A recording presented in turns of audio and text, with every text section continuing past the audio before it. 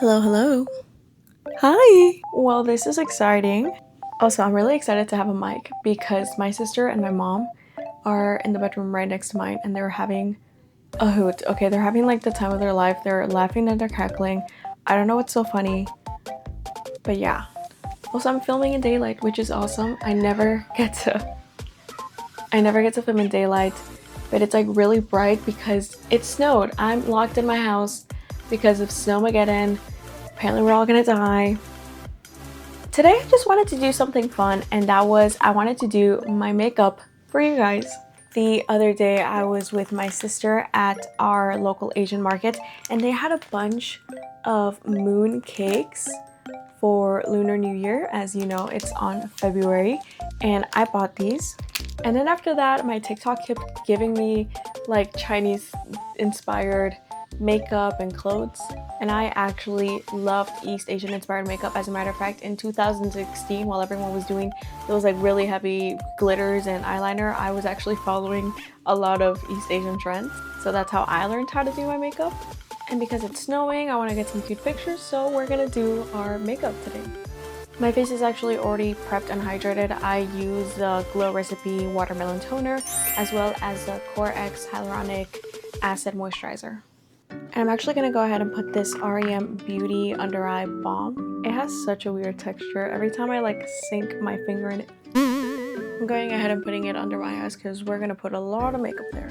For foundations, I got this tier foundation. However, this is actually more Korean than Chinese, and it's more glowy, I think. And usually Douyin Makeup is more matte. So I also have this MAC Studio Spectrum SPF. I don't know, I kind of want to use these, but I also feel like Douyin Makeup is definitely more heavy-handed. Okay, you know what? I'm actually going to use my very trusted Too Faced foundation. This thing is heavy, but oh my gosh, it's so good. Because Douyin Makeup has a lot of coverage, we're going to use a very high coverage foundation. I really like to apply my foundation with a brush and then I blend it in with a sponge.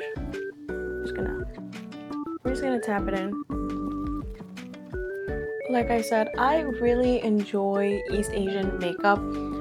I learned how to do my makeup from watching East Asian makeup YouTubers, and that is because I was really into cosplay when I was in middle school, and that kind of ended up gravitating towards cosplay, to Japanese makeup, to Korean beauty, to Chinese makeup. East Asian makeup YouTubers really did help me so much when I was growing up because my features are not very friendly to American standard makeup. I have really tiny eyes, my cheekbones are really high, so my face is very round, which in the era of contouring was not very contour friendly. And growing up, I was also not allowed to wear makeup, and in a lot of Japanese schools, I think, they're also not allowed to wear makeup in school, so learning how to do non-noticeable natural makeup was a game changer for me.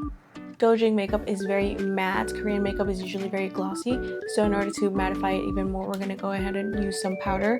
I still use my airspun powder that I've used since I think middle school. Look man, if it's not broken, don't fix it. Oh my gosh, that's so much.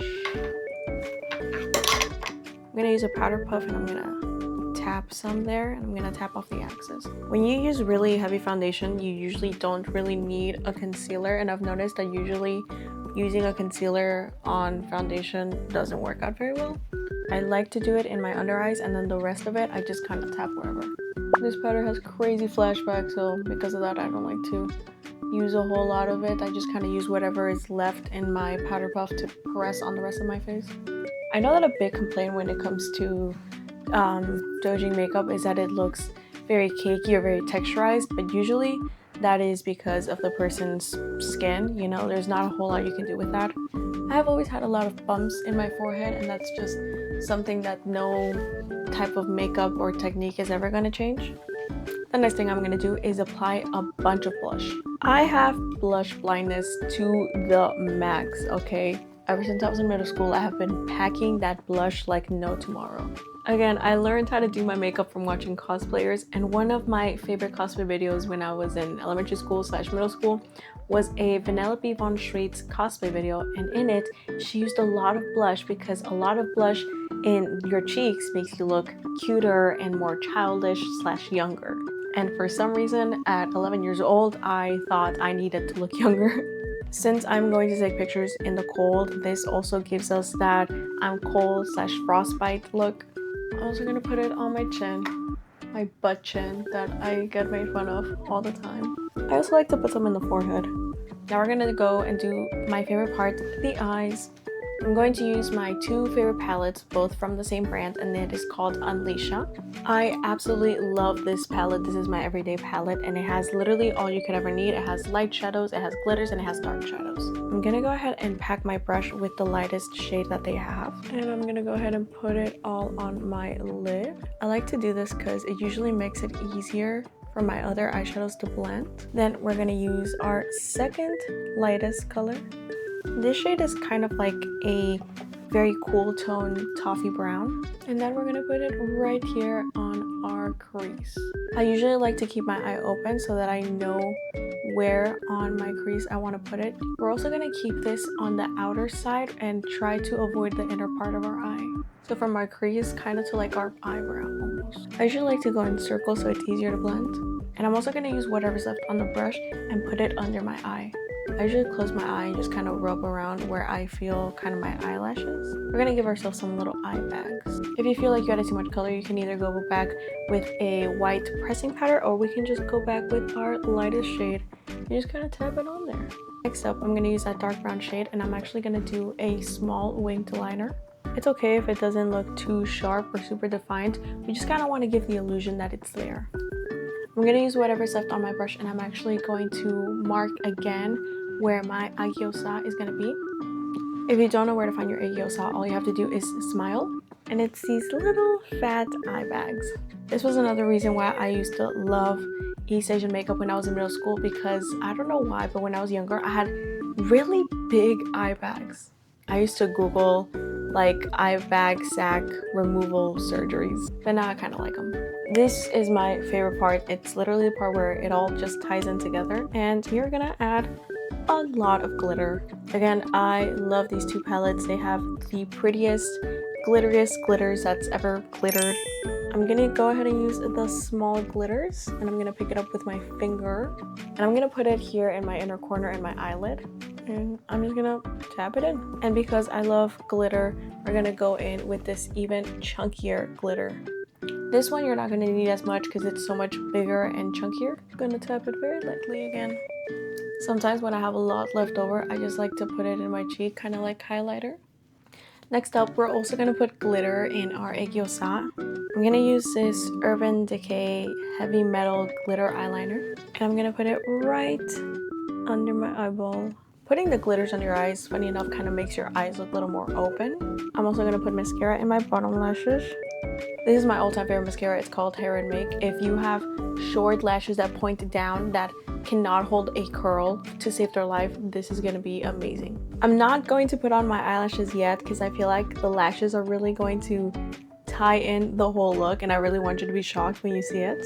So we're gonna go ahead and do my lips because my lips keep throwing me off. Like, I feel like I look sick, and it's definitely because of my lips.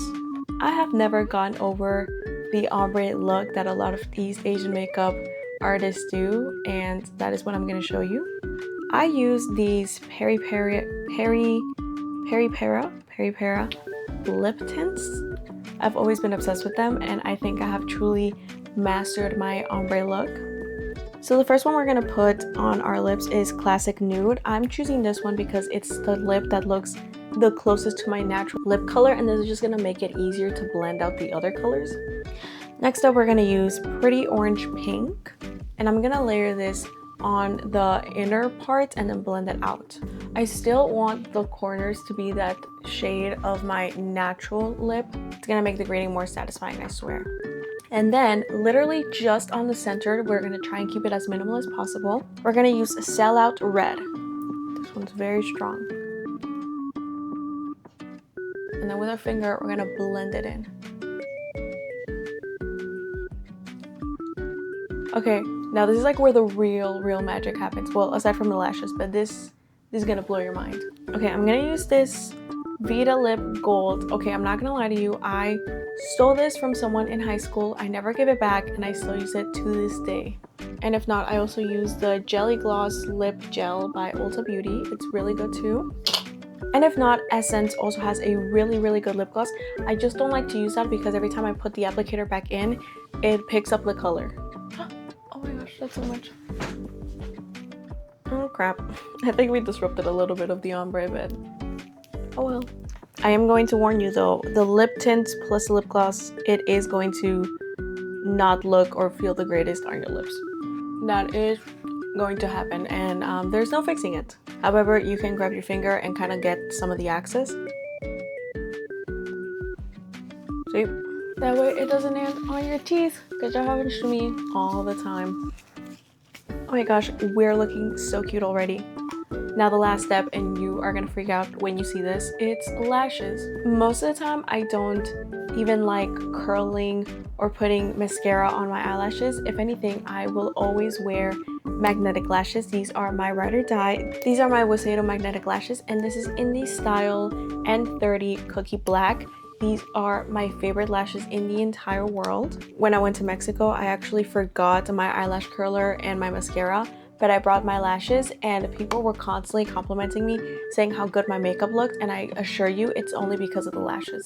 The way that they work is that you actually grab them and you separate them. There's two, they magnetize, and the top one is gonna have a little blue sticker that you're gonna stick to the up magnet, and then you're gonna grab the bottom one and stick it to the down magnet, and then you're gonna get really close and personal, and you're gonna put it where you want it, and then you're gonna pinch down. And it's not even like a pinch, it's just so that the lashes like collide with one another.